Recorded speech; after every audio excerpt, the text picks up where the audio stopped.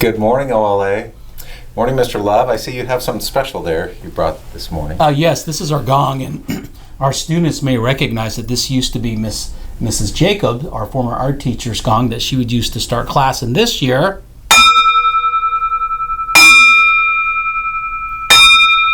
we are sounding it 3 times on Tuesday mornings at 8:05, just so that our students can have 1 minute where they can stop, pray, listen, and change the world. So it's just a meditation that we're doing, and just wanted to share it with our families, and it's something that our families can practice at home as well. It's awesome. It was great this morning. Okay. Thank you, Kennedy.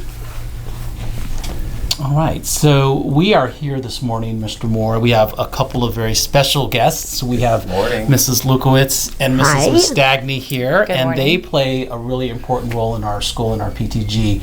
They're in charge of our auction raffle ticket sales.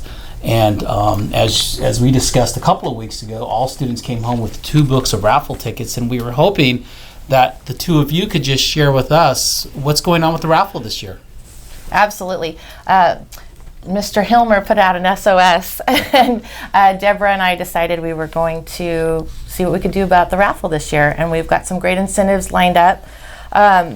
One of the things we really want to do is make sure that the kids are excited, make sure that the teachers are excited, make sure that the whole school's excited, and hopefully we break that $30,000 raffle bring-in.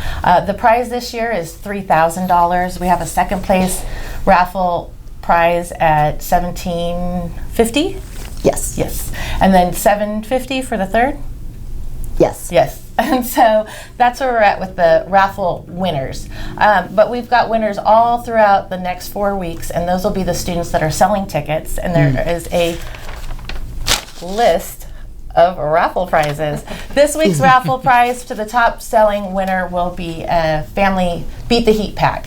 So you've got an ice chest and some pool floatables and some ice cream certificates. So that's for this week. So we're going to watch the bulletin every Tuesday to see those prizes. You timed that very well. It's been so hot. So well done.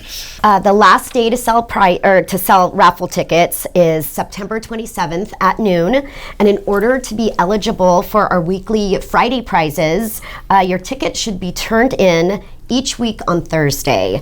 We'd like to thank Mr. Love and Mr. Moore, our auction chairs, all teachers and OLA staff, the parents, the students, and our whole OLA community. Thank you. Thanks so much. We really appreciate you helping us with this part of the auction. It's a really fun part of it. Thank you. Yeah, we're excited. Thanks. All right. Thanks for coming. All right. Thank you for coming in. Thanks. All right. And so it's always been, Mr. Moore, it's always been a tradition that we ask our families to sell at least 2 books. But occasionally, we will get in a family that goes hog wild and sells 1,000,000 books. And our PE teacher and athletic director, Mr. Lago Marcino. Good morning, Joe. Good morning. Good morning. We're so glad you could be with us here today. Yeah, of course. He is an auction raffle ticket legend. Really? Yes. When he was in 8th grade, I think he broke the Guinness World Book of Records for selling OLA auction tickets. So, Mr. Lago, can you please tell us what was your secret and what motivated you that year? So, my secret is I just got out there and I sold them. I would walk the neighborhood. I would send out actually a yearly reminder to all my family that lived outside of the California and a little bit further away, and so they would all send them in, and I had a very good network. That's awesome. Yeah, so it was good.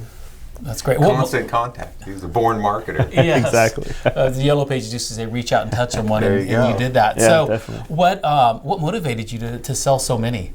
There was a very good prize when I went here, and that was 6 Flags, a trip for the class. Yeah. So we would always shoot for that, and Mrs. Walsh actually would always do it for 8th grade, and then when I was in 5th grade, I sort of snuck it and stole it from her.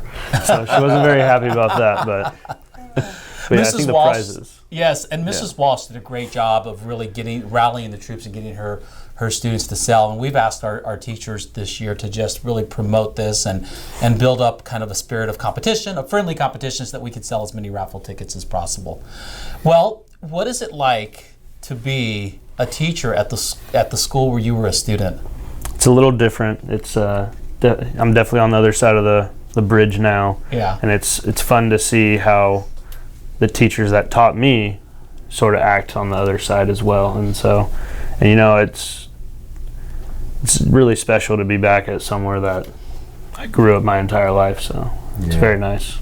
Yeah. Well, that's what I love about this community. The traditions, the legacy, people, generations now have gone to this school. So I'm so excited to be a part of it. And you're the living example, Mr. Lagomarsino. Thank you. Yeah. Thank you so much. Yeah, we're glad you're here. And what is, just one last question about teaching, what brought you into the teaching profession? I think just really my love of the kids, and I love sharing my knowledge of sports especially. And I feel that coming back to OLA, it's a community that gave me so much. So I really feel like I owe the community some of my time back. So. That's wonderful. You had yesterday. You had a meeting with parents regarding sports. So tell us what's going on the sports front as we begin another PAL season. So we have flag football, girls volleyball, varsity and JV. Then we also have cross country, and I think we have one of the largest amount of athletes playing sports right now. I went to an athletic directors meeting. A lot of the numbers are down, and we do not have that problem. I think we have 30 plus boys playing football, so that's awesome. It's very exciting, yes. Yeah, and Mr. Moore, you will find out as the year goes on that there's a great athletic tradition here. Our students just compete really well, and we're really blessed because we have student athletes who are really great, and we have just a great group of coaches. Most of them are parents, but who just really understand what we want our students to understand about the whole pursuit of athletics and how we do that with sportsmanship, with class, and so I wish you all the luck this year in your first full sports season. And we begin, of course, with the fall sports. Yeah, it'll be exciting. I can't wait to go to the games. Go Cougars! Oh yeah. All right, so. I think our next conversation was going to be about construction at the back gate. Absolutely. Well, I have good news. They're pouring concrete as we speak. So, this concrete will harden, and we will be able to move those fences. So tomorrow, the breezeway from the front, from our Walnut Avenue approach, will be open. And you'll be able to enter the school in the morning, tomorrow morning, as we've done in years past. So we're very excited that we're going to have an open playground without the fences and an open access to our school from all of our entrances. Great. And, I know that the pickup and drop-off issue has been one that has we're kind of refining, and it seems to be getting better and better.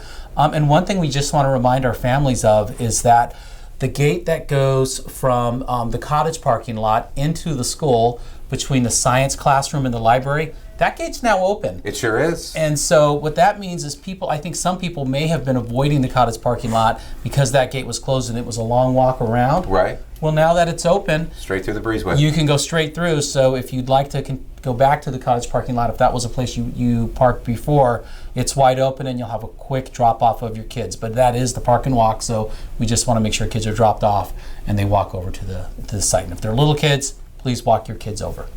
And I brought in some tools. Great. And the demo of the convent is complete, but we managed to save some of the bricks from the fireplace, and that was a very special fireplace. It had an alcove where a statue of Mary was in the alcove, and we're going to try to save today some of those bricks, and we're going to rebuild an alcove on our campus for Mary, and we're going to hopefully put in a fountain or something very nice to honor the Loretto sisters and all that they've done for our community. So I'm going to get out there with chisel and hammer and try to rescue some of those bricks today. Terrific. I think that's going to be a great project. Thank you very much. All right. Well, I think that wraps up our show for today. Mr. Love? Mr. Moore, love more. Love more than you think you can. We do want to quickly just give a thanks to Mrs. Lukowitz, Mrs. Mastagny for coming on today, and for Mr. Lago for being here. Thanks for having me. You're welcome. And of course, our intrepid producer, Mrs. Blanchfield, who's behind our camera, and our two student helpers, Kennedy Seitz and Samuel Flores. Thank you for your help today. All right. God bless you, everybody.